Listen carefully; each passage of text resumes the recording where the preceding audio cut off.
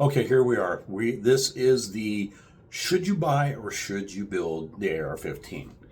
I have redone this section of the video. This will be the 10th time I've done this because I go back and I watch it and there's points that I want to add and or remove when I'm doing this, because I don't want to say a lot of it is subjective, but it is subjective.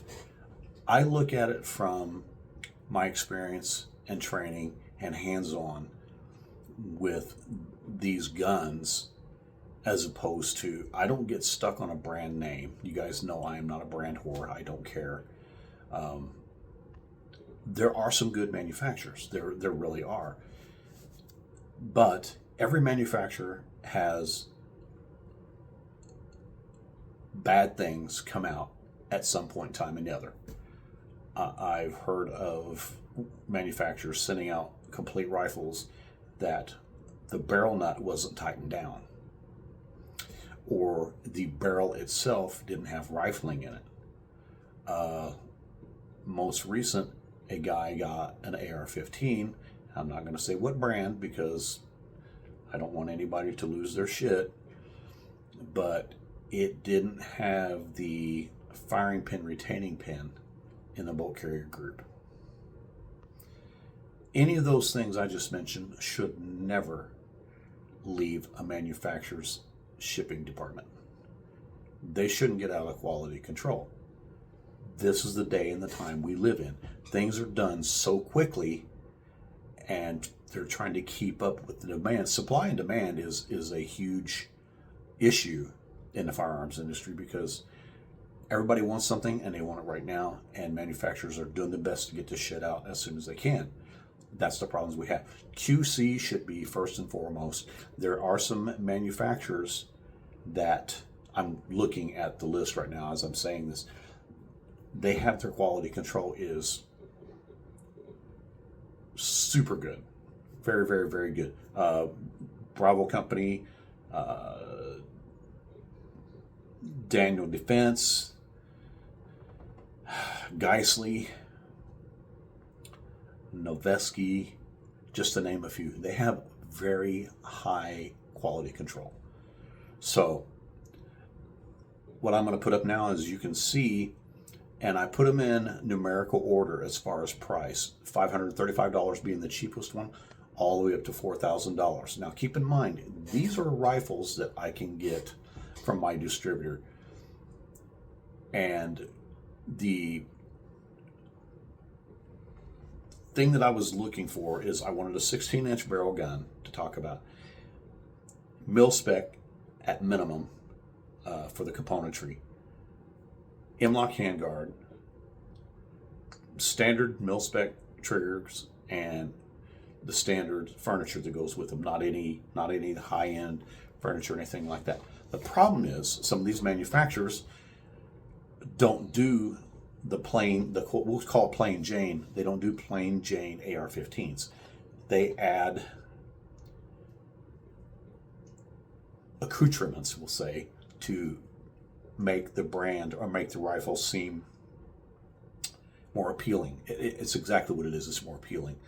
One of the things that I said in one of the other videos that I erased, the things that you need to look for in an AR-15 more than anything else is the barrel and the bolt carrier group. If you have a good barrel and a good bolt carrier group, that is like making a great sandwich. That's the meat and cheese of that sandwich.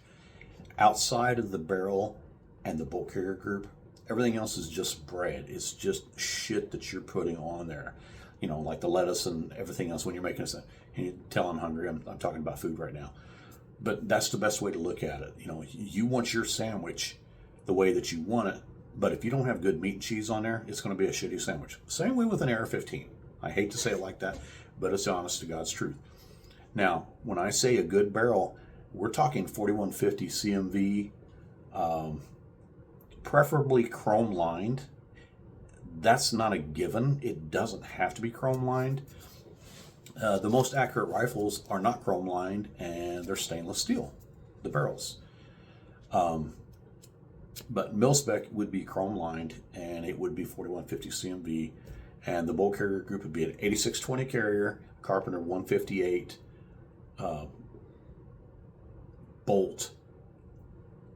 The carrier and the gas key chrome lined.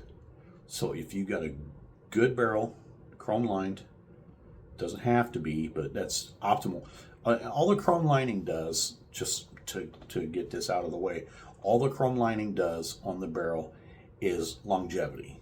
If you're shooting a shit ton of rounds through it, high round count, especially if you're shooting a lot at one setting, a chrome lined barrel is going to be the best thing that you can get. That's why the military uses chrome lined barrels, because they shoot, and they shoot a lot. That's the rifle that you may be issued in the military may have already gone through 4 or 5 people, and high round count. You know, granted, they have checks and balances and inspections that they do on them periodically, but still, it's going to have a high round count on it. And then, you know, when they do change out the barrel, it's going to be the complete upper that they're going to push out the takedown and the pivot pin, and pull the upper off and put another upper on there, swap out, put your optics back on it. And that's basically how they do barrel changes.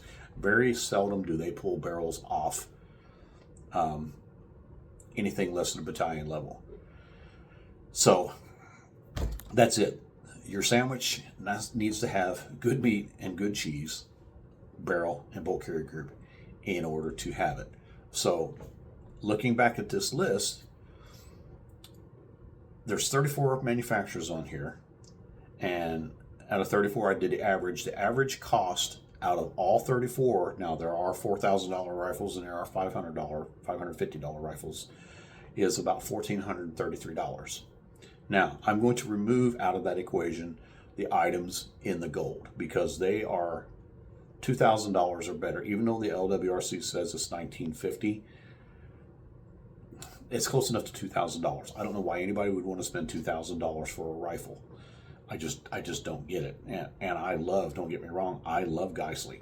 I really do. Barrett, I wouldn't have a Barrett shoved up my ass sideways, because I don't like Barrett's mentality towards the civilian market, but that's just my personal opinion. Same thing with the H&K. $4,000 for a fucking AR-15, seriously. Anyway, so back to my point, we're talking $1,800 or less. Out of that, those, how many, 27 that's left, the average cost would be $1,164. So basically $1,200. Now, looking at the list, I'm looking, and the $1,000 or under, there's one that sticks out in my mind. That's the Palmetto State Armory, the Saber. And I'm going to talk about that one more when I'm doing the build section of the video. I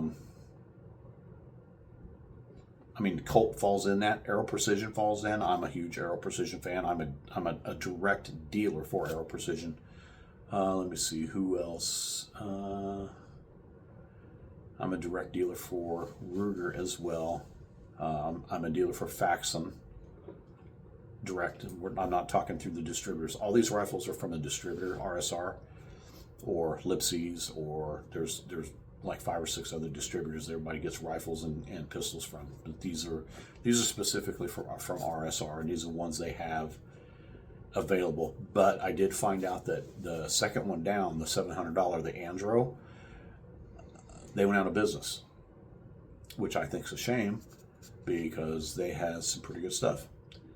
So anyway, you've got the Springfield Armory, the Colt, Aero Precision, the SIG, the IWI. I have never put my hands on an IWI, but I've heard nothing but good things about them.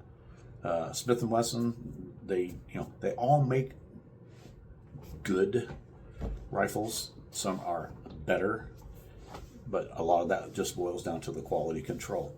So keep that in mind when you're looking at buying a rifle. And remember what I said, we're looking at, $1,200. $1,200 is going to be the price, between $1,200 and $1,500. I'll give it that. We'll say that. Can I build a quality rifle using components that are readily available to be equitable to rifles that are right out of the box from a manufacturer. So that's the big question. You know, should you buy a gun for $1,500, or can you build a quality gun for $1,500? Okay, so that's part one of buy or build. As we've established, the baseline for buying or building is going to be between $1,200 and $1,500. I talked a whole lot about many of the different manufacturers. Some I like, some I kind of don't like, but that's personal preference on a lot of things. But again, the biggest thing with buying a brand new rifle from a manufacturer is what type of quality control do they have in effect, and are they really catching all the issues and problems that seem to be plaguing the market right now. So I'm hoping that they all are really stepping up their game, and my job as a armor or gunsmith would diminish because the manufacturers are actually doing their job properly. But if they don't, that means you're going to spend money on top of what you've already spent for a rifle that should be good to go right out of the box. So anyway, thanks for watching this. This is part one. Part two is going to be coming out here very soon. Matter of fact, I'm going to start working on it right now. And again, thanks for watching. If you haven't done so already, hit the like and subscribe.